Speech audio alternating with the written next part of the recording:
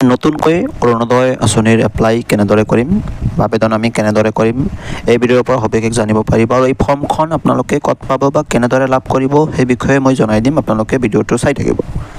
প্ৰথমে আমি জনাই লওঁ ইয়াতে আপোনালোকে এই আবেদনটো কেনেদৰে কৰিব। ইয়াতে যাতে আপোনালোকে আবেদন কৰোঁতে আপোনাৰ আবেদন ভুল নহয় সেইকাৰণে সবিশেষ ডিটেইলছখিনি আপোনালোকে প্ৰথমৰ পৰা চাই থাকিব।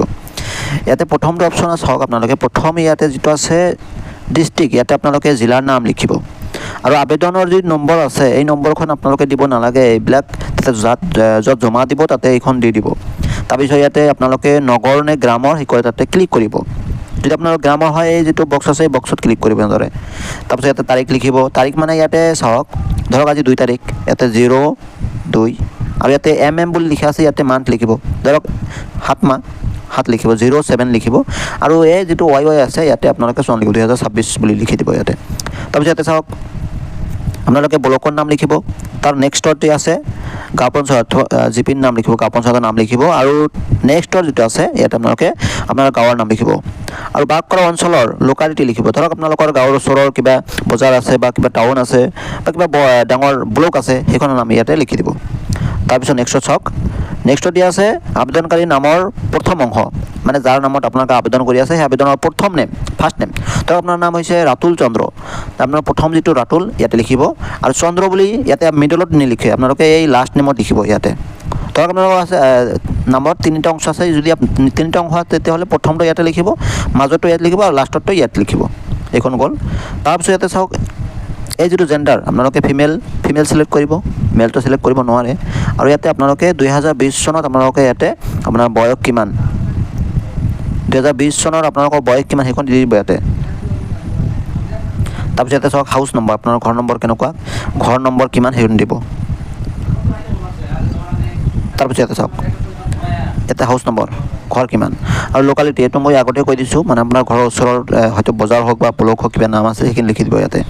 থানা লিখিব, পুলিচ ষ্টেচনৰ নাম লিখিব ইয়াতে আৰু ইয়াতে থাকক এইখিনি হৈছে মোবাইল নম্বৰ, ইয়াতে মোবাইল নম্বৰ লিখিব, ইয়াতে পিন নম্বৰ লিখিব ইয়াতে। তাৰপিছত নেক্সট চাওক ইয়াতে আহিছে ফেমিলি ডিটেইলছ, মানে আপোনাৰ ফেমিলত কোন কোন আছে। প্ৰথমে আপোনালোকে সেই গাৰ্জেনৰ নাম লিখিব, তাৰপিছত ৱাইফৰ নাম লিখিব, তাৰপিছত ইয়াতে যিবোৰ ল'ৰা ছোৱালী আছে ল'ৰা ছোৱালী ক্ৰমে লিখি যাব ইয়াতে। ইয়াতে বয়স লিখিব, এইখন বয়সৰ খাই ইয়াতে ফিমেল বুলি লিখি দিব, মেল বুলি লিখি দিব। যদি ল'ৰা হয় মেল লিখিব আৰু ছোৱালী হ'লে ফিমেল লিখিব। আৰু ইয়াতে ধৰক আপোনাৰ ইয়াতে প্ৰথমে ইয়াতে যিটো লিখিছে এইটো হাজবেণ্ড, তাৰপিছত ইয়াতে ৱাইফ আৰু ইয়াতে যদি আপোনাৰ ল'ৰা হয় তেতিয়া চন লিখিব ইয়াতে আৰু যদি ছোৱালী হয় তেতিয়া লিখিব ডটাৰ। আৰু এইখন আছে পিৰিয়ডিক নথিপত্ৰ প্ৰমাণ পত্ৰ, মানে আপোনালোকে নথিপত্ৰ কি দিব ইয়াতে চাওক।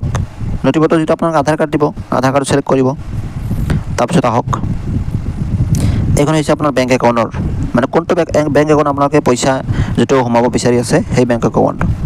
প্ৰথম যিটো অপশ্যনত আপোনালোকে IFSC কোড বহাব, আপোনাৰ কোনটো বেংকৰ একাউণ্ট সেই বেংকৰ নাম বহাব। ধৰক আপোনাৰ ষ্টেট বেংক তেতিয়াহ'লে ষ্টেট বেংক অফ ইণ্ডিয়া লিখিব, যদি ইণ্ডিয়ান বেংক হয় ইণ্ডিয়ান বেংক লিখিব আৰু ব্ৰাঞ্চৰ নাম লিখিব। এই যিটো চাইডে দেখা পাইছে ইয়াতে ব্ৰাঞ্চৰ নাম লিখিব আৰু ইয়াতে একাউণ্টৰ নম্বৰ আৰু ইয়াতে চাওক ফেমিলি এনুৱেল ইনকাম 50,000 বা 1 লাখ যিটো আপোনাৰ ফেমিলি ইনকাম হয় সেইখন লিখি দিব। তাৰপিছত ইয়াতে বেংকৰ যিটো আছে পাছবুক, আপোনালোকে ইয়াতে বেংকৰ পাছবুক দিব য়েছ। তাৰপিছত ইয়াতে নথিপত্ৰ আছে যদি আপোনালোকে দিব, নিশ্চয় আছে নথিপত্ৰ আৰু বাকী আপোনালোকৰ আধাৰ কাৰ্ড পান কাৰ্ড বাকী যিখন আছে সেইখন এছ ক্লিক কৰি এইখন আপোনালোকে ফটো ছাবমিট কৰি দিব ইয়াতে। এইখিনি হৈছে আবেদনৰ। আৰু বাকী ইয়াতে তলৰ যিটো অপশ্যন আছে চাওক ইয়াতে বক্সত ক্লিক কৰিব, ইয়াতে বক্সত ক্লিক কৰিব আৰু ইয়াতে নিজৰ চিগনেচাৰ কৰি কিনে আপোনালোকে ইয়াতে চাওক এপ্লাই ডন, কোনটো তাৰিখত আপোনালোকে আবেদন কৰিলে সেই আবেদনৰ তাৰিখ ইয়াতে দিব। এইখন দিয়াৰ পিছত আপোনালোকে এই যিটো তলৰ যিটো অপশ্যন চাই আছে এইখিনি আপোনালোকে কৰিব নালাগে, এইখিনি বাকী য'ত জমা দিব তাৰ পৰা বা চৰকাৰী ফালৰ পৰা এইখন কৰি দিব। তো এইখিনি আছিলে অৰুণোদয় আঁচনিৰ বিৱৰণ। ধন্যবাদ।